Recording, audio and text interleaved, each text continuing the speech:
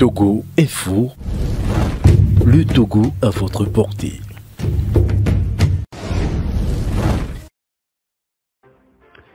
Dans quelques heures, le Togo aura 61 ans d'âge. Au programme de la commémoration officielle, la réanimation de la flamme de l'indépendance et le grand défilé militaire en présence du chef de l'État, c'est bien demain, en début de matinée. Quel bilan peut-on tracer du niveau d'avancement de ce Togo-là? Nous allons en parler. Quelle perspective pour le pays de Sylvanus Olympio? Les spécialistes sont sur place pour en parler. Pyramide FM, merci d'être au rendez-vous. Au cœur de Lomé, une grande radio. Pyramide FM. Pyramide FM. Jacques Takouchi, bonsoir. Bonsoir Honoré, bonsoir aux auditeurs, auditrices de Pyramide FM. Vous avez passé un bon week-end? Oui, ça va. Le week-end, on était à Lomé. Je n'ai pas sorti, Dieu voulant. Il y a eu également une grosse pluie. Donc, cela nous a permis de rester carrément à la maison. Donc, le week-end, c'était cool à Lomé par rapport à cette pluie-là. Jacques Jakouti, vous êtes journaliste et analyste politique. Autre invité en studio, c'est Yao, bonsoir. Et bonsoir Honoré et salut à tous les auditeurs. Je vous embrasse, heureux de vous retrouver, c'est un plaisir. Vous allez bien aussi? Je vais pas mal. Week-end? Là j'ai voyagé un peu, je suis allé travailler un peu à Yoto et dans le Zion, dans le cadre de mon métier. Voilà. Vous avez payé au péage?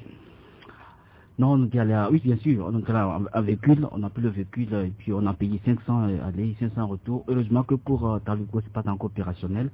Donc on aurait payé, je crois, 2000 francs d'aller-retour. Un scandale.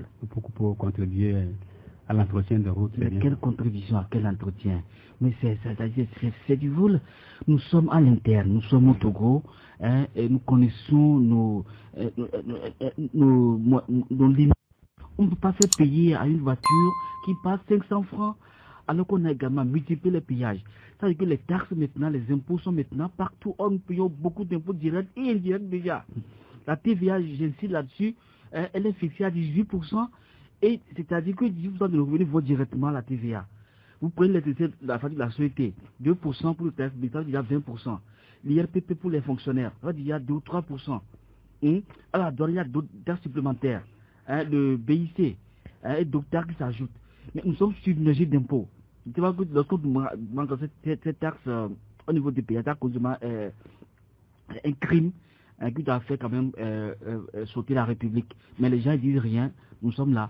Nous payons, disons rien. Nous nous plaignons. Nous ne pouvons pas réaliser nos rêves. Nos enfants mourront pauvres, tout comme nous. Yao Klousser, vous êtes le directeur du site d'information afriqueenligne.com.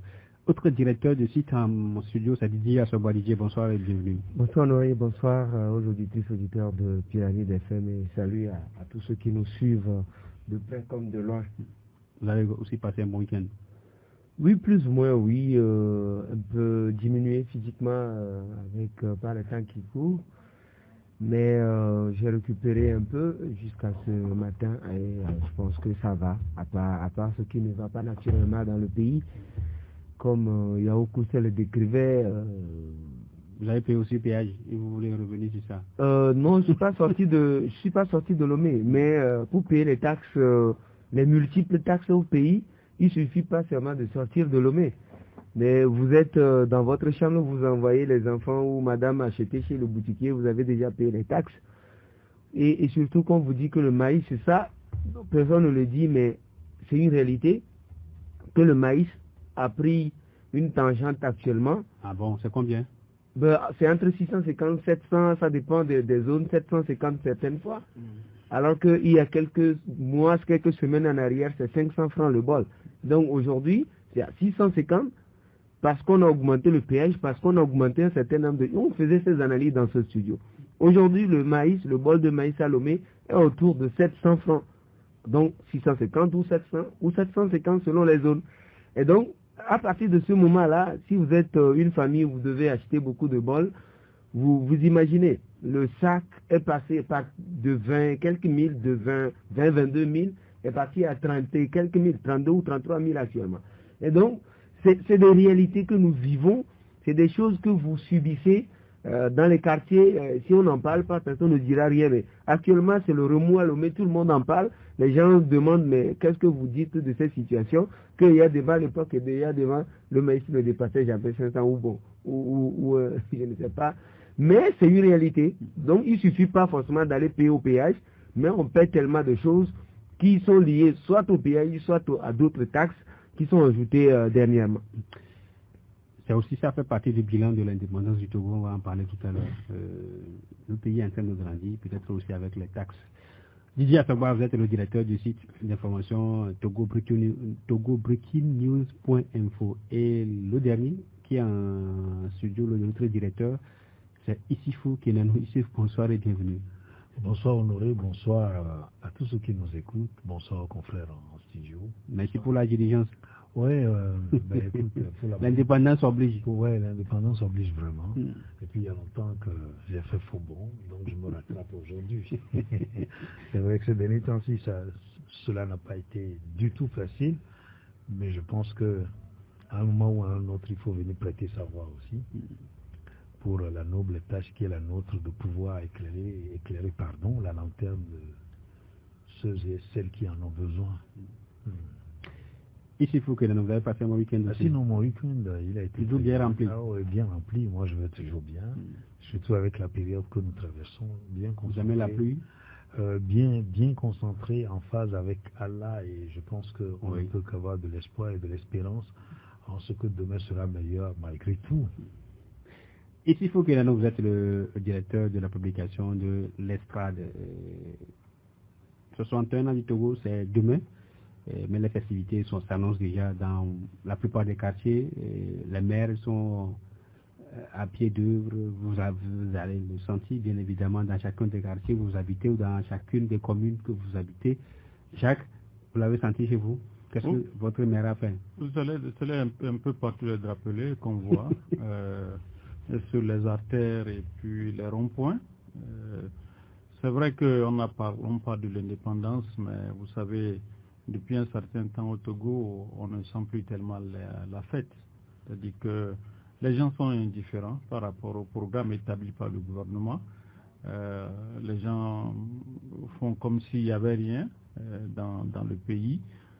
Ça se comprend parce que il faut reconnaître que les gens ne s'y retrouvent pas par rapport à ce programme. Mais vous savez, quand on parle de l'indépendance, au fait, c'est une joie que cela devait procurer à chaque Togolais.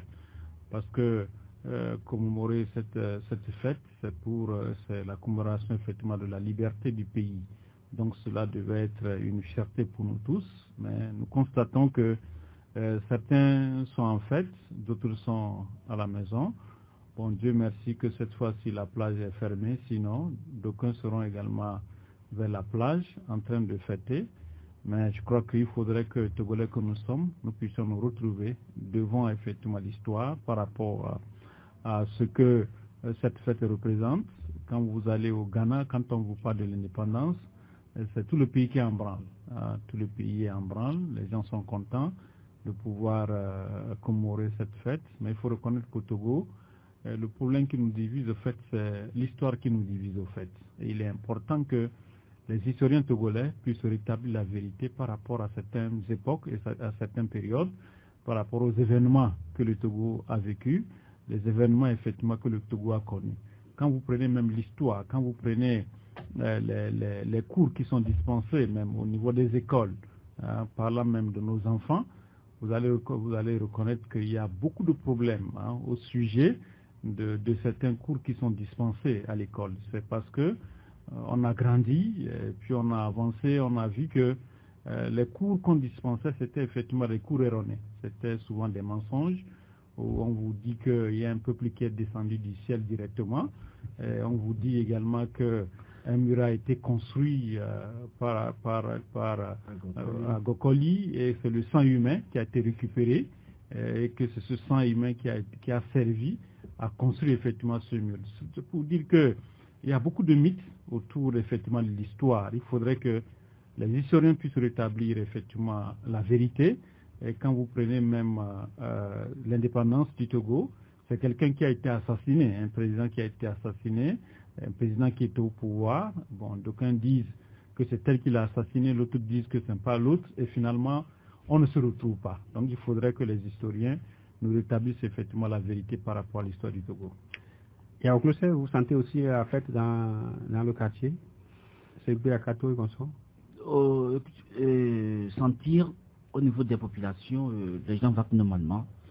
Ce que le maire a fait de prendre quelques actes de provocation civile. Vous savez, quand vous avez tout un peuple qui n'a pas de route, où les gens meurent parce que justement l'état de la route est très mauvais, etc., il fait mettre des pancartes avec des drapelés pour annoncer les fêtes de l'indépendance. Sur la même route. Sur la même route. Non, c'est cruel ce que je vous dis. C'est cruel. J'étais dans un pays de colère que les gens allaient arracher rapidement ces pancartes-là et les foutre rapidement. Parce qu'on a besoin de la route. Les 61 ans où le pays a été incapable de bitumer une voie à peine 10 km, et qui dessert une grande douane qui gérait des recettes tous les jours pour aller renflouer les caisses du Trésor national. Et l'État n'a pas les moyens. Mais, vous savez, on aurait pu quand même aimer que les colons soient là. Parce que, quand on se réfère un peu au temps des colons, les colons ont au moins construit le chemin de fer de Lomé jusqu'à Habitat. Et depuis qu'ils sont partis, on a vendu ces chemins de fer, on a coupé en morceaux les ferrailles qu'on a vendues. Donc nous ne sommes pas capables de nous gouverner. Je suis désolé de le dire. Gouverner, ça dit que c'est comme une chef d'entreprise qui doit faire face aux besoins des consommateurs. Voilà que nous sommes là, et les besoins sont toujours insatisfaits, les gens détournent, l'impunité est là, tout ce que les Blancs font pendant la colonisation, tout ce que nos grands-parents font, on les a détruits, les terres ont été bradées, mais ce n'est pas ça un État. Un pays ne se construit pas de cette façon. Nos enfants, un jour, nous demanderons compte.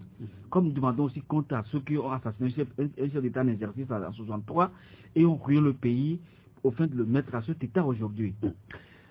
C'est la position de Yao Closet qui n'a pas aimé que le maire décore des routes, ou bien une route totalement en ruine. Bon, c'est aussi ça la démocratie. Lui aussi, c'est ce qu'il a trouvé à faire sur la voie là. Si j'étais vraiment Premier ministre ou Président de la République, avec les plaintes de Coulsay, j'allais déjà bitumer cette voie-là. Pour que, à chaque fois quand Coulsay vient sur cette radio, qu'il ne parle plus de cette route. Ça va du soir. Didier Sogba.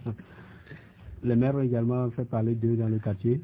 Bon, pas remarquable. Honnêtement, il n'y a rien de remarquable dans la commune. Sinon, moi, j'en ai vu dans Baie, un peu partout. Oui, mais la seule route qui passe dans la commune où je vis est toujours en chantier, donc éternellement en chantier. Et on a vu des Jacques, sur la route de Dido, on a vu quand même une voie en chantier, mais on a vu des décorations. Ah ben, je vous dis, le boulevard Jean-Paul II qui traverse la commune Golfe 2 est en chantier. Et normalement, à une place de la mairie qui devrait décorer, mettre les drapeaux et du Togo, c'est plutôt les histoires de Togo, celles qu'on voit. La fibre ici, la fibre quelque chose comme ça, partout sur la voie. Mais je n'ai rien compris. Alors que normalement, on devrait être dans les couleurs du Togo, les couleurs nationales, c'est Togocel ou Togocom, selon, qui a pris les deux côtés de la voie pour mettre la fibre ici, partout. Mais si les habitants de la commune pourraient remarquer qu'il y a quelque chose qui se prépare, c'est parce que c'est pas trop loin du bunker de Lomé 2, où depuis quelques jours, il y a des exercices militaires de parachutistes, de parachutes et d'autres choses qui ont eu lieu, et des gens se sont souvenus il y a la fête de l'indépendance qui s'organise. Sinon, au-delà de cela, il n'y a véritablement pas grand chose à se mettre sous la dent au niveau de notre commune. Et c'est fou, c'est rien là-bas aussi. La question, est-ce que c'est de voir si quelque chose se prépare ou pas? Je pense que parce que c'est nouveau, hein, tu vois, dans la plupart des quartiers. Avant, c'est le boulevard, il y a des manques. Oui, bien sûr. Aujourd'hui, dans presque tous les quartiers. Vous voulez parler de cette déconcentration qui devait nous permettre en réalité au niveau local de pouvoir vivre les choses de plus près. Moi, j'ai rien remarqué, j'ai pu vous le dire. Et à peine je vais être franc et honnête, à peine, si ce n'est mon fils qui me rappelait hier qu'aujourd'hui c'est l'indépendance du Togo. Vous avez même oublié. Sincèrement, moi je n'y étais pas du tout, je vais être franc avec vous. Et je pense que cela me permet de rejoindre un peu Jacques Zakouti qui disait quelque chose. Pas qu'aujourd'hui je dénie mon appartenance à mon pays ou que je ne m'intéresse pas à ce que l'État fait.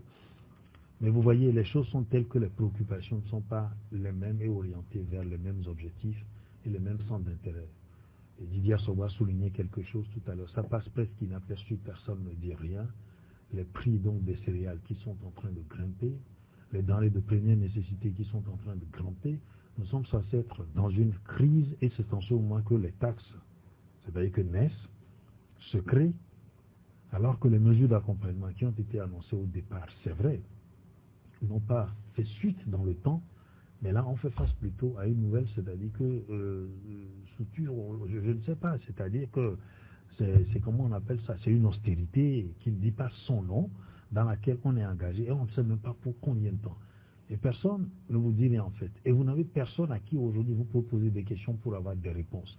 Quand c'est comme ça, en réalité... Il y a un ministre du commerce. Voilà, c'est-à-dire... Il y a un ministre de la sécurité. Non, mais je pense qu'autant, entre-temps, on a fait une sortie, on a fait le rapport, le bilan, et qu'on a dit que la situation économique du Togo est résiliente face à la crise, on aurait pu peut-être ouvrir une brèche sur ces questions-là et dire, c'est vrai que la période avant le démarrage de la vraie saison où on va avoir des récoltes très prochainement, il va y avoir une petite période de pénurie ou bien de, vous voyez un peu, et qui vont obliger les populations à devoir serrer la ceinture. Quand on fait des analyses comme ça et qu'on s'adresse aux gens, les gens, vous arrivez donc à obtenir leur adhésion, comme le disait Jacques Zakouti, et ils se sentent quand même, disons, pris en charge, ils se sentent, vous comprenez un peu, écoutés. Les gens se disent, ah, et donc ils sont à l'écoute. Ils savent ce qui se passe dans notre quotidien. Quand vous n'avez pas ça, vous voyez un peu, tout ce qui se passe, le reste, c'est comme si c'est du folklore pour vous et vous ne vous en intéressez pas. C'est ce que je voudrais dire. Ce n'est pas la personne de Kenanou qu'il faut voir dans ce que je suis en train de dire. C'est le commun des Togolais aujourd'hui et Jacques l'a souligné. Après 60 ans, est-ce que nous sommes arrivés aujourd'hui à dire que le Togolais, effectivement, brandit sa fierté comme le ferait quelqu'un d'autre dans un autre pays, qui prend le drapeau du pays, qui en fait un habit, qui l'arbore à tout événement ou à chaque fois qu'il veut exprimer sa joie, pas plutôt son appartenance ethnique où il y a là encore des problèmes parce que notre histoire, comme il le dit, est tronquée, où vous voyez des gens de la même localité qui ne se reconnaissent pas. Donc il y a ce problème-là d'appartenance, ce problème d'identité qu'il faut résoudre aujourd'hui et ça, ce ne peut que partir des événements que nous avons vécus, qu'il faut revisiter et faire de la pédagogie autour. Donc voilà ce que je dis. Les gens, pas qu'ils ne voient pas, même quand ils voient, ils vont se refuser de voir parce que leur centre d'intérêt, c'est ailleurs. Oui, sur le point de réagir, oui. Oui, ce que dit ici Fou est assez fondamental de ce point de vue où on a l'impression que, genre, quand on nous parle des évolutions et des choses qu'on nous annonce ici, c'est un peu comme l'histoire de la chasse, du chasseur et des animaux, quoi. C'est un peu, on vient, les analystes qui viennent, qui disent l'économie résiliente et tout ça, ils disent des choses avec des chiffres, c'est très beau. Mais vous sortez, après avoir raconté tout ça, vous sortez de la chambre, enfin, de la salle où ils racontent ça. L'autre réalité en face est dehors. Et donc, aujourd'hui, qu'est-ce qu'on fait pour que ce qui est dit officiellement, le discours officiel tenu, soit en harmonie avec la réalité. Ou du moins en adéquation. Voilà, avec ce qui se passe sur le terrain. C'est de cela qu'il s'agit aujourd'hui. Et après 61 ans d'indépendance, si nous ne pouvons pas arriver à ce point où ce qui est dit officiellement soit ce que le citoyen comprend et ce que vit le citoyen, je pense qu'on aura eu l'indépendance pour un gros rien. Pour un gros rien, Clouzet disait d'ailleurs qu'il aurait préféré que le colon continue. Je pense fondamentalement aussi, je suis d'accord avec lui, que si les colons avaient continué à diriger nos pays jusqu'à ce jour, 61 ans après, nos pays auront un tout autre visage. Je suis convaincu là-dessus. Nous avons vu les Allemands, ils n'ont fait que quelques années ici, mais on a toujours et encore les traces des Allemands dans le pays. Alors, nous avons vu des routes depuis l'indépendance qui sont toujours là. La route dont ils parlent, par exemple, ils l'ont construite depuis quand? Ils l'ont rénovée quand? Zéro. Vous voyez, la plupart, si les colons avaient continué à diriger le Togo à ce jour, le Togo serait un autre Togo.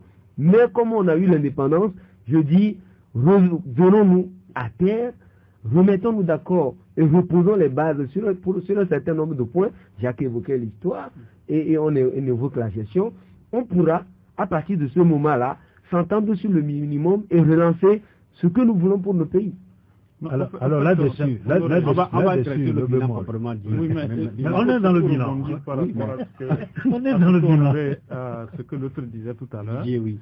Il est vrai, quand on parle aujourd'hui de rester avec les colons, c'est comme si... C'est juste un point de vue. Hein. Oui, c'est un point de vue. Mais vous savez, c'est vrai, je voulais revenir sur un point. Vous savez, notre malédiction, c'est que nous avons été colonisés et par les Allemands et par les Français.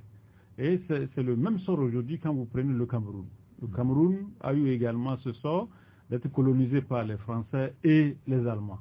Les pays... Il y a également le Rwanda, il y a également le Burundi. Voilà. Donc vous voyez, mais quand vous prenez par exemple des pays qui ont eu une seule colonisation, quand vous prenez... Même la Namibie, totalement en avance sur nous. Voilà, je crois que ces pays n'ont pas de problème. Au fait, c'est que si on était resté sous le joug effectivement des Allemands, on serait tellement très loin. Il parlait tout à l'heure des bâtiments, c'est vrai. Quand vous prenez le ministère de la Communication, vous allez par exemple au niveau du ministère de la Justice vers la plage, même le palais, l'Assemblée nationale, l'Assemblée nationale au niveau également du palais là-bas, mais c'est des bâtiments qui tiennent.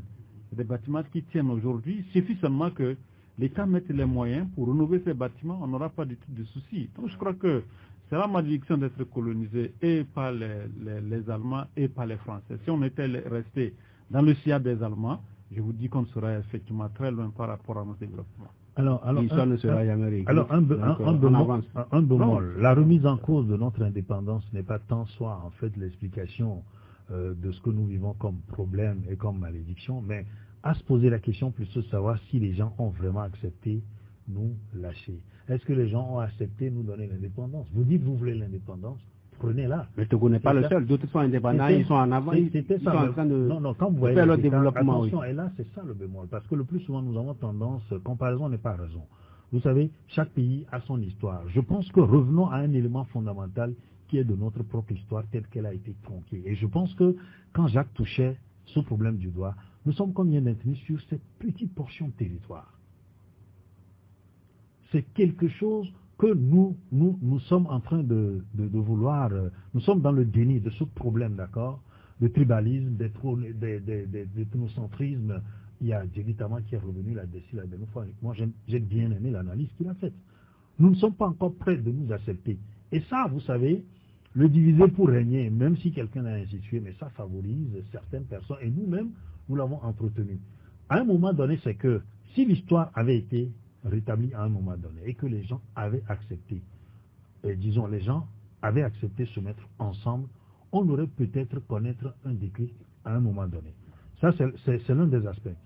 L'autre aspect, c'est que, de manière globale, quand nous le disons, vous comparez, les écarts ne sont pas aussi grands que ça en réalité.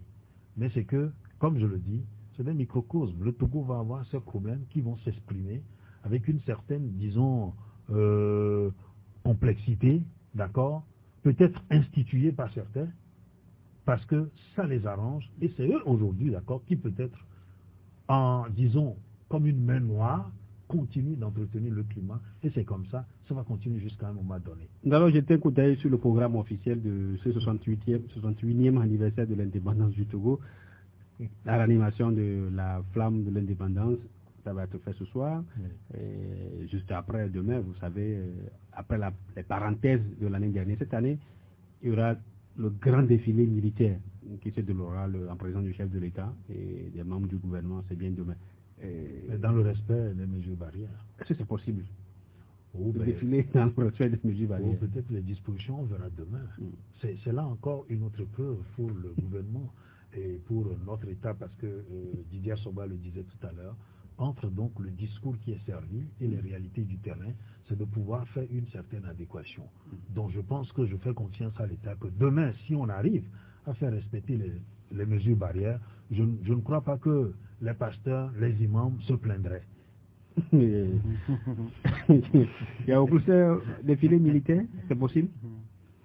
Bon, défilé militaire, pour ma part, je n'ai pas d'objection particulière. Vous savez, l'indépendance, en fait, c'est le moment historique pour tout un pays. Mais le 27 avril a été depuis longtemps oublié au profit du 13 janvier. C'est vrai, quand nous avons grandi, c'est le 13 janvier qui était notre fête de l'indépendance. Le 27, on allait au boulot normalement. On parlait plutôt de la fête de la libération nationale. Bon. Aujourd'hui, nous sommes revenus à notre fête de l'indépendance véritable. Et quand on fait un défilé militaire, ça doit être aussi associé au défilé civil. Nous devons en réalité défiler, se réjouir. C'est vrai, quand nos grands-parents ont lutté au fin que les colons puissent nous libérer, c'est un événement important. Nous devons également célébrer les acteurs de cette indépendance. Il y a des gens comme le premier président Sylvanus Olympio, des gens qui se sont battus, qui a été malheureusement assassiné, et puis par après nous avons perdu notre indépendance. Je suis rappelé qu'il y a eu quand même dans l'histoire de notre pays une date du 27 avril. Ça s'arrête là, mais en réalité l'indépendance on l'a perdue depuis 1963. Nous sommes aujourd'hui revenus entre les mains des colonisateurs. La preuve, voilà, nos chefs d'État ne décident pas forcément pour eux les exploitations contre lesquelles les présidents sont battus, sont retenus entre les mains des colons. Nous vivons comme si nous sommes vraiment une préfecture des colons, telle la France ou ailleurs. Je pense que l'indépendance, c'est Sylvain Leroux qui l'a si bien compris. Il sait que quand on est indépendant, on doit disposer de sa propre monnaie, il l'a fait.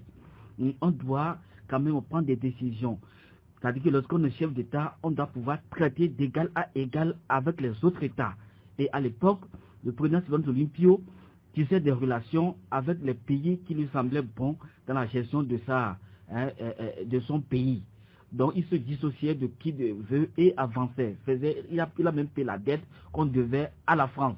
Donc ce sont des nationaux, des gens vraiment dont l'Afrique a besoin. Et ce sont des pertes vraiment colossales pour toute l'Afrique. Des gens comme ça, on a pu retrouver jusqu'à là où je vous parle. L'Afrique est maintenant noyée, est devenue carrément, je sais pas, une préfecture des colons où le colon vient, puis ce qu'il veut, du phosphate par ici, bauxite, marbre par là et s'en va. Même en Côte d'Ivoire, c'est le colon qui fixe le prix auquel il va acheter le cacao et le café produit par les Ivoiriens. Quel scandale! On vit ça, on ne dit rien, on se dit qu'on est dépendant. Avançons. On va dresser un peu un bilan sur le plan de l'éducation, de la santé, de l'économie, juste un bref aperçu pour évaluer, voir si notre pays ressemble vraiment à un pays de 61 ans. Didier, on prend la santé, par exemple. Là, c'est un scandale. Et ça, soyons honnêtes, c'est un vrai scandale si on doit parler de santé. Notre système sanitaire n'existe pas. Ça, nous avons des CHU, nous avons des CHP un peu partout dans le pays. Bon, si après avoir fini de les citer, je peux continuer. ça reste juste, on va dire, des ateliers. Ce n'est même pas encore des bâtiments d'abord, quand vous les appelez CHP, centres médico-social, unité de soins périphériques, quels que soient les noms, vous allez leur donner, un peu comme pour copier sur le blanc. C'est juste des appellations. Vous voyez, allez dans une localité ici, vous allez voir ce qu'on appelle USP. Allez à Djaglé, vous allez voir ce qu'on appelle USP. Ce que nous appelons au Togo USP, allez à Djaglé, vous allez voir. Si là-bas on peut même trouver de l'aspirine pour quelqu'un qui est en difficulté. S'il n'y a pas une seule infirmière ou un seul infirmier pour gérer tous les problèmes qui viennent là-bas. Allez, on peut multiplier les cas. Moi, j'ai eu la chance d'aller une fois au CHP de Tchamba. C'est-à-dire centre, comment vous appelez? Oui, hôpital, centre hospitalier préfectoral de Tchamba. Je vous jure, ça n'a rien à voir même avec un CMS à Lomé ici d'abord. Donc, quand nous disons des choses, c'est des choses que nous vivons. il y a quelques semaines, 2 ou 3 semaines, j'étais en urgence ici parce qu'il y a eu des difficultés avec quelqu'un, un ami qui a eu un accident avec quelqu'un. On est en urgence au CHU là-bas. Je vous dis, CHU Sylvanus Olympio, tout coin là. La petite chirurgie, c'est comme ça que ça s'appelle. Je vous dis, il n'y a même pas d'abord, il n'y a même pas de place pour poser des gens qui sont venus avec le sang qui coule. On les met à terre. Et on dit que vous devez prendre un bon quelque chose d'abord avant qu'on ne regarde celui qui est en train de mourir. Et pour délivrer le bon, il n'y a qu'un seul monsieur là-bas sur la table. Un seul, en urgence. Un seul monsieur autour de la table et qui doit délivrer les papiers à chacun avant qu'on aille regarder ce qui arrive à celui qui est en train de mourir. Ça, c'est nommé ça. Et vous allez voir ce qui va se passer à Djarpanga et un peu partout sur les territoires. Nous n'avons pas de système sanitaire. Ça, tout le monde le reconnaît. Même le chef de l'État, il l'a reconnu. Il avait annoncé entre-temps pour se faire des états généraux de la santé. Les travaux avaient été avancés. Les choses ont été organisées, coordonnées par, j'oublie un peu son nom, mais un médecin de renom à l'époque. Les choses avaient été préparées, coordonnées pour reposer les bases, réinventer le système sanitaire togolais. Mais ça n'a jamais été le cas. Même le seul hôpital de référence qu'on nous a promis et qui pourrait être la solution miracle au problème que nous traversons, il est où cet hôpital depuis bientôt 2 ans? Il est où? Il est où le Saint-Pérégrin? Il n'est pas sorti de terre. Jusqu'à chercher à soigner les maladies dont il semble qu'il y soigne les maladies incurables. Il n'a jamais soigné maux de tête jusqu'à soigner quoi que ce soit. Et donc aujourd'hui, vous allez dans les hôpitaux, c'est le même problème un peu partout, manque de, je vais citer les matériels. Consommables. Non, il n'y a pas de consommables. Le personnel n'a pas de matériel de protection. Et en plus de cela, vous n'avez même pas un seul scanner dans les hôpitaux publics. Tout le Togo là, le gouvernement n'a pas acheté un seul scanner dans les hôpitaux publics. Donc il faut sortir les malades. Lorsqu'ils ont des difficultés dans les hôpitaux publics, sortir les malades dans les hôpitaux publics pour aller dans des hôpitaux privés, aller faire le scanner. Dans quelles conditions? Dans quelles conditions? Et que la personne pourrait mourir en cours de route. Il y a même des difficultés là, au CH, comment ils appellent? CH, commune avec les gens de COVID. On les sort de là, en difficulté respiratoire et tout ça, pour aller faire scanner quelque part au centre de Lomé, avant de les ramener encore une fois. Donc c'est des réalités, et c'est difficile qu'on nous dise qu'après 61 ans, le Togo n'a aucun moyen de pouvoir s'acheter le scanner pour ses hôpitaux. Ici, pour que nous, c'est aussi noir ce tableau que Didier vient de nous peindre. Oh, s'il y avait une couleur plus noire que le noir, je dirais que c'est plus noir que le noir. Mais vous ne pouvez pas oser dire ça. Non, mais je le dis parce que les réalités sont pendantes, sont évidentes, que vous n'avez même pas besoin de faire un discours. Je le regardais, je souriais. Je sais que vous attendiez peut-être que j'amène une autre, disons, une autre résonance, mais je pense que si je veux continuer, on n'en finirait pas. Je reviens juste à un petit élément qu'il a souligné. Quand vous dites le plus grand hôpital du Togo, le CHU Sylvanus Olympio, et que vous arrivez depuis qu'il a été construit, je ne sais combien d'années déjà, et que cette unité n'a pas été élargie, agrandie, renforcée, et qu'on arrive en admission pour toute la grande population du Togo, et qu'on arrive dans une petite salle de combien de mètres carrés, où on va recevoir tous les accidentés qu'on compte par des centaines par jour, et que l'un va baigner dans le sang de l'autre, vous avez donc des fractures ouvertes, et c'est avec quoi on vous met des attelles, c'est du carton.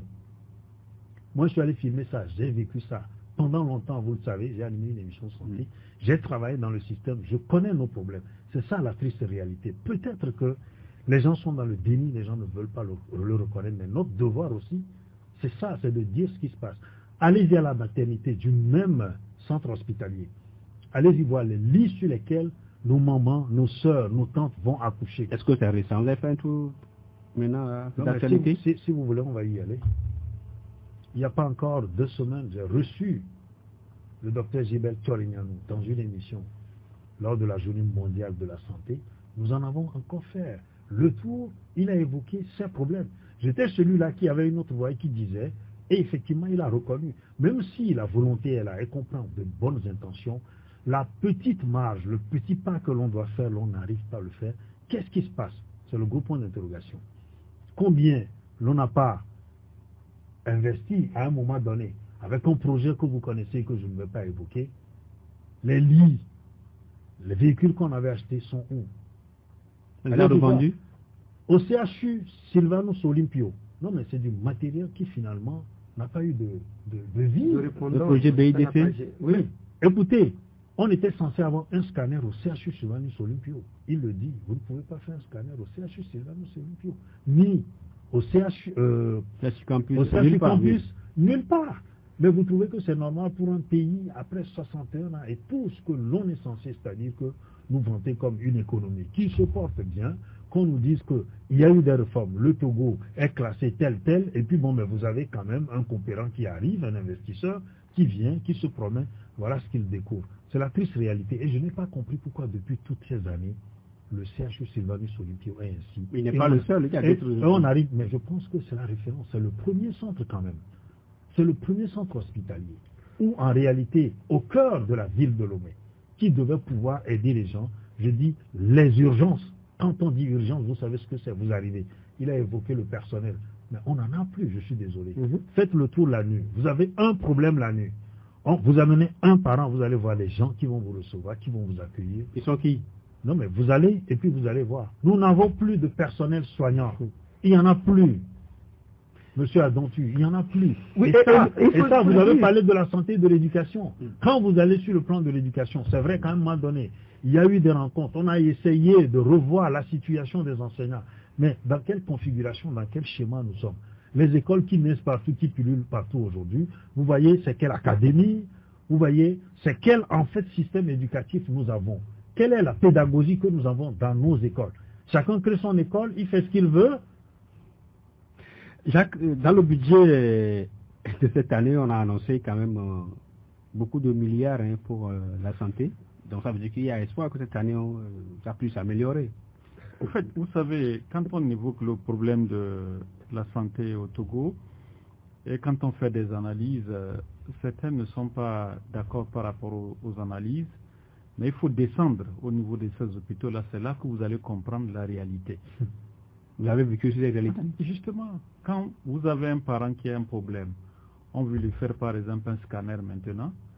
Si vous n'allez pas par exemple à Biassa, vous êtes obligé d'aller à la clinique Hôtel de Lit. C'est tout. Alors imaginez, vous dites aussi, mais avec quel véhicule pour aller à Hôtel de Lit, sur quelle route? C'est encore le l'intérieur. Voilà, avec un cas d'AVC où vous avez besoin tout de suite qu'on ait le scanner pour décider de quel type d'AVC et savoir quel protocole on met. Cette personne-là, 24 heures, le pronostic, disons, la sanction, elle est déjà là. Non, mais Jacques, là on peut dire que ceux-ci privés ont plus de moyens que l'État. Mais c'est à consommer c'est le drame. Vous savez, actuellement même, c'est pas au Togo, il y a un compatriote qui a actuellement mis sur pied, c'est un privé, il a mis sur pied un centre de chimiothérapie. Il va bientôt accueillir les frères et les sœurs qui souffrent du cancer. Que le Burkina a inauguré le 21 et je vous dis, c'est le avril dernier. Oui, c'est le même centre que le Burkina, que le compatriote l'a eu à faire dans ce pays. C'est le même centre. Vous êtes des journalistes, vous pouvez aller vérifier. Je ne suis pas en train de vous tromper par rapport à l'information que je suis en train d'avancer. Allez vers Adido Gomen et vous allez voir ce que le compatriote l'a fait là-bas. Donc c'est pour vous dire que vous avez bien fait de dire, est-ce que les privés ont plus de moyens par rapport tout l'État que tout l'État? On pouvait équiper, ne serait-ce que quand vous prenez le CHR de Dapan, on pouvait équiper ce hôpital-là. Ces centres régionaux, un scanner partout, un service d'urgence bien équipé pour pouvoir les tout honorer. Et aujourd'hui, le Nord, il faut remercier Dieu que le Bénin à côté. Non, les baptistes ont également un grand hôpital là-bas, au niveau de Mango.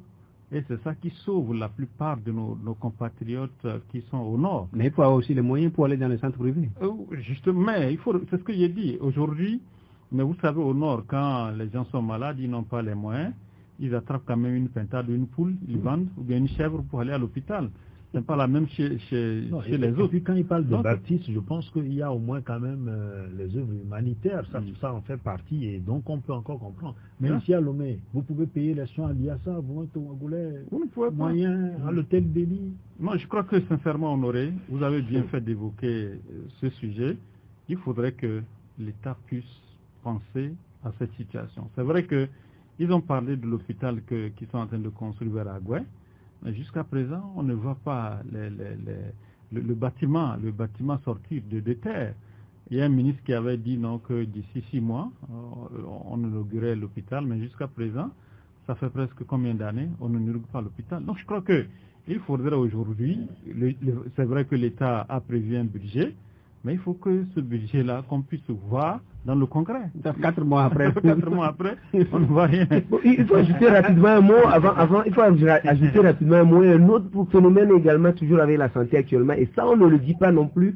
Depuis que l'État a réquisitionné le CHR, Lomé Commune, tous les habitants qui vont là-bas pour se faire soigner, Kégué, Bé, un peu partout, toute la zone, il n'y a plus d'hôpital. Oui. Et ça, personne ne dit rien, l'État ne dit rien, il n'y a pas de solution de rechange. Est-ce qu'on a un système? Vous touchez du doigt un autre, carrément un aspect également dans le sens de la santé, oui. Mais ça se passe dans mon village. Dans mon village. Je suis né là. J'ai entre les mains le journal des correcteurs qui titre à la une, je vous lis, Togo, toujours à la reculade. Pendant que le Burkina Faso tient son centre ultramontaine de radiothérapie, Tung compte ses morts en raison de la fermeture du bloc opératoire. Tung, c'est une ville qui se situe à 160 km de la capitale. Depuis 6 mois, le bloc opératoire, tenez-vous bien, est fermé. Il y en a au moins là-bas avant d'être fermé. Non, écoutez, il n'y a pas de bloc opératoire. Il faut transporter les malades de la préfecture de Yoto pour aller à Afagnan. Vous connaissez l'histoire. Pour aller jusqu'à Afagnan. Donc les gens meurent en cours de route, on les ramène. Là, c'est un scandale national. Et tenez-vous bien, il faut juste rassembler combien? 1,2 million pour la réparation. Toute la préfecture. De la table de l'anesthésie. Uniquement 1 million, moins d'1,2 million. Vous parlez de Tung? De Tung, ma vie natale. Ils n'en ont pas. Ou 1 million? 1 million, je ne dis pas milliard, 1 million. 1,2 million. Je pense que Jacques Zakouti va nous régler ce problème. À la sortie de cette émission, Jacques Zakouti va nous régler ce problème. Et je pense que c'est pour ça qu'il a demandé la précision sur le montant. et gare à vous, si vous parlez, parce que la préfecture est tenue d'une main de fer par un officier d'armée, un colonel, qui a multiplié les barrières militaires dans toute la préfecture. Pardon? Donc il viendra vous chercher. Non, écoutez, moi je ne me remplis pas dans mon village, je m'y remplis. Tu as peur qu'on t'arrête? Non, écoutez, non, j'ai été battu une fois, c'était le 22 avril 2002, je revenais d'un enterrement, et arrivé à la gendarmerie, c'était sur la grande voie, le CB a eu le culot de quitter sa brigade pour venir s'accrocher à notre véhicule. Le chauffeur a démarré, le CB est tombé. Quand il est tombé... Vous avez lancé des cailloux dans un camp. Quand il est tombé, le chauffeur a dit qu'il s'est arrêté, il est revenu. Mais quand on l'a exfiltré du véhicule, mais on a commencé par le taper. Les gendarmes se sont rouillés sur lui, c'est pas comme si... Ils ont pris comme une bête, on tapait. On va finir avec le CHP. Et je me suis dit, mais s'il vous plaît, allez-y, mais pardon pour lui. Un gendarme, un MDL, il m'a fait sembler ici au sol, il s'est assis sur moi. Là, quand il me rouvait de coups au sol. Et il a descendu.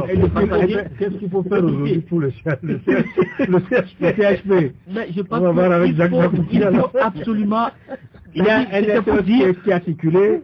Oui. Les cas bien sûr. Maintenant, il y a une demande d'aide sociale. Oui. Il faut que ceux qui ont les moyens, j'en ai parlé avec M. Nadim Khalif, qui a dit qu'il va voir au Tadi Club, etc., pour qu'on puisse les aider.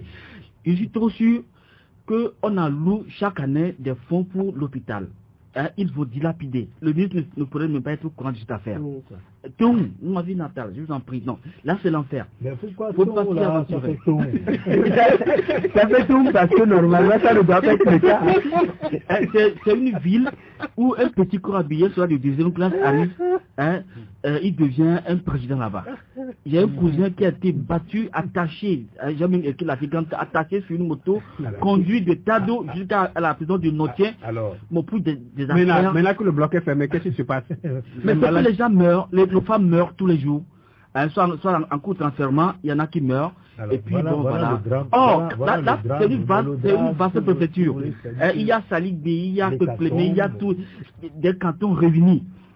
Donc c'est des milliers d'âmes qui... Mais Moitié n'est pas trop loin de là. Moitié fait à peu près 60 km.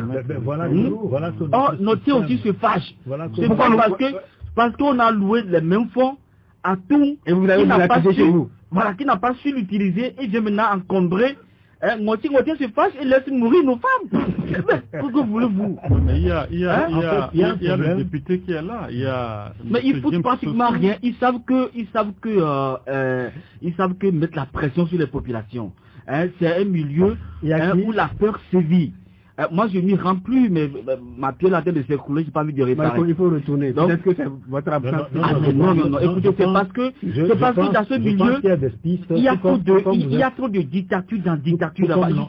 J'étais là. Donc, laisse-moi terminer. J'étais là en 2007, on m'a donné 24 pour quitter mon village. Le préfet, non, attendez, le président de la cellule du Moyen-Mono de 2007, il savait être encore un juge. Il m'a appelé au téléphone, il me menace, je vais t'envoyer en prison. Qu'est-ce que j'ai fait? Il m'a jamais notifié ça. Mais il sait que j'étais au PS pour le compte de la CENI et que dans ma zone, j'ai refusé que les expatriés ne s'enrôlent sur ma zone. C'était à peu près ma faute. On m'a donné des cartes pour quitter mon village. Donc c'est une zone vraiment très fermée où se passent des violations massives des droits humains. Je pense que comme je voudrais bien attirer l'attention de l'opinion sur tout. Il faut que les radars soient tournés vers cette localité. Comme approche, il faut peut-être, c'est-à-dire que multiplier l'initiative que notre ami Koussé a déjà prise, on en a voir quelqu'un notamment. Oui, il y a des cadres qui il y a des cadres de ton quand même qui sont très très à l'écoute.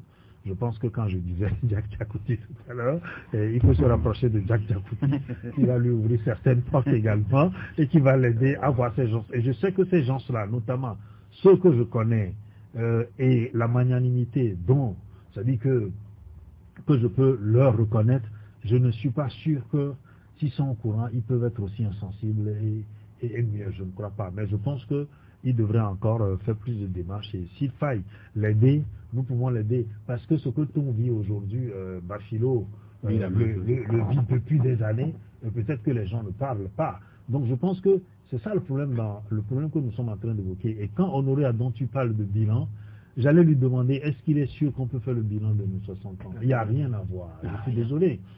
Si ces dernières années, on a fait l'effort d'avoir des routes qui donnent un certain beau visage à notre capitale et à nos banlieues, mais le problème c'est que vous avez donc le fond, d'accord? Le fond, la cale qui n'est que boueuse, et je vous dis, quand vous me parlez du système de santé togolais, c'est une calamité. Allez parler de l'éducation, Dieu seul sait. En fait, nous n'avons pas encore fait un pas. Nous sommes peut-être, comme quelqu'un l'a dit, le titre, même si ce n'est pas de la reculade, nous sommes encore sous les décombres. Il faut enlever les décombres avant de pouvoir peut-être ressurgir, s'asseoir et dire que nous avons fait des pas. Cela veut dire, le tableau, il est sombre, mais comme je l'ai dit, il y a quand même des embellis par endroits, et je pense que la volonté que les gens affichent, comme nous l'avons dit, c'est qu'il y ait une certaine adéquation entre le discours et les faits. Et quand il n'y a pas cette adéquation, les gens ne croient plus en rien. Et c'est ça qui est encore plus dangereux. Parce que quand vous n'avez pas l'adhésion du peuple que vous dirigez, en fait, c'est que vous travaillez dans le néant. Jacques, sur le point de réagir entre-temps. Non, je crois que... parler à nos amis du Toum. Oui, non, je crois qu'il faudrait que 1 million... 1 million, il faut le préciser, c'est juste pour la réparation de la table de l'anesthésie. Entre-temps, l'État avait promis qu'il va payer carrément un autre appareil. Mais en attendant, oui, il faut le réparer. Je crois qu'il y a un certain préfet Diato qui est dans votre localité. Diato, c'est lui le président du conseil d'administration du CHP. Ah, mais voilà, le préfet peut vous réparer ça. Non, mais non. Donc, je crois que... Mais lui, il est là depuis 6 mois, depuis 20 ans, il était là depuis 2000. Oh non, bien sûr, je sais. Plus de 20 ans là-bas. Écoutez, tenez-vous bien, depuis 6 mois, on met donc en chômage technique les fonctionnaires de l'État qui sont payés mais qui ne travaillent pas. On n'a même pas pensé collecter les fonds ou bien trouver les fonds pour réparer. Le préfet, il est là.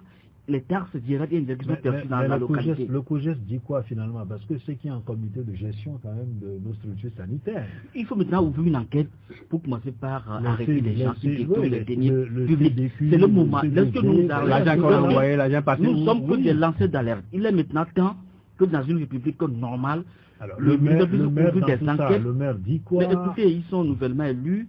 Non, je ne sais pas s'ils n'ont pas les moyens, mais est-ce qu'ils connaissent pas sur les... Si moi, je n'ai pas publié ça dans mon journal hier, beaucoup ne seront pas. Voyez-vous, en silence, les gens meurent à tout, dans le grand silence. C'est le maire à tout. Pardon, et c'est la merde totale, c'est la merde. Donc il est temps maintenant que les radars se tournent vers cette localité. Violation des droits humains tourne en un champignon. L'état de terreur, c'est également à tout. Et puis, il n'y a même pas de sanitaire maintenant pour nos mamans. Ça va s'améliorer. Depuis que l'appel est lancé, les démarches sont en cours. Jacques l'a confirmé, c'est ça? Oui, justement, je voulais le rassurer que hier, quand j'ai vu effectivement l'article, j'ai écrit à qui de droit par rapport à la situation. Merci d'avance. Je crois que la personne... Il dit qu'il a le million avec lui. Bon, la personne n'a pas réagi, mais elle a lu quand même. J'espère que... Il a bien entendu. Justement. Parce que hier, quand j'ai lu l'article dans la nuit, j'ai dit non, quand même, il faut quand même remonter l'information. Pourquoi pas tout, vous dites-vous? Non, pas. Je pense que Jacques Dakouti disait quelque chose tout à l'heure. Vous savez, dans chaque localité, il y a certains mécènes, d'accord, qui au moins ont souvent la gâchette facile quand il faut agir, peut-être pour sauver des situations beaucoup plus humanitaires. C'est pour ça que je dis qu'il y a forcément un problème qui ne s'explique pas. Vous savez, dans chaque localité, si certaines localités n'en ont pas, où les gens n'arrivent pas à s'entendre, il y a d'autres localités où vous avez quand même des commis, d'accord, de l'État, des barons comme on l'appelle, qui au moins ont une certaine carte, d'accord, qu'ils jouent et qui arrivent à aider les gens. Donc moi, 1,2 million pour la réparation de je ne peux pas comprendre. C'est pour ça que je le dis. Depuis 6 mois, je dis peut-être Bafilo ou Kadialoa, mon village, je ne peux même pas, c'est-à-dire que rêver d'avoir un bloc, même pour les 20 prochaines années, mais bon. Je dis, donc tout le monde mieux si tout le monde a la chance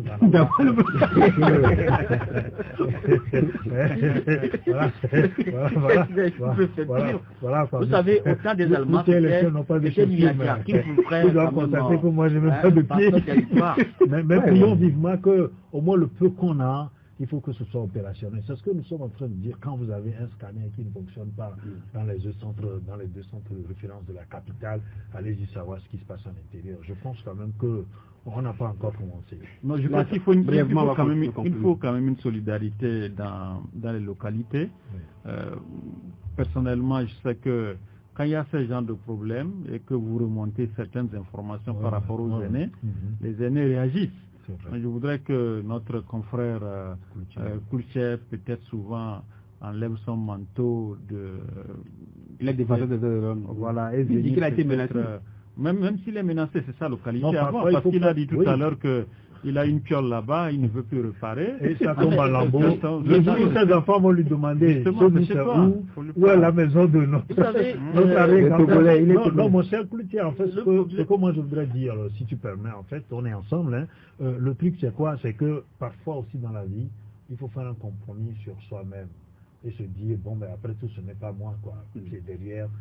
C'est des milliers de personnes. C'est ce que Jacques voudrait dire. Et je pense que, comme je l'ai dit, à la fin, il peut se rapprocher de Jacques Dakouti, qui peut peut-être l'aider à lui filer des tuyaux et à faire la facilitation. Parce que c'est ça. Quand vous êtes dans la même maison, vous êtes des frères, vous vous battez, vous ne vous entendez pas. Un ami peut peut-être venir parfois, donc vous réconcilier. Donc, bon, ben, Jacques va être le médiateur, en mission de bons offices à tout. Et on va s'arrêter là. On n'a pas pu terminer. Oui, on pourra dire la même chose sur notre système éducatif, où on s'amuse à changer de nom aux disciplines avec les mêmes contenus que à l'époque de Mathieu avec les enfants. Quand on dit sciences et technologie, tu regardes ces mêmes éducs civiques qu'on nous faisait, c'est les mêmes choses.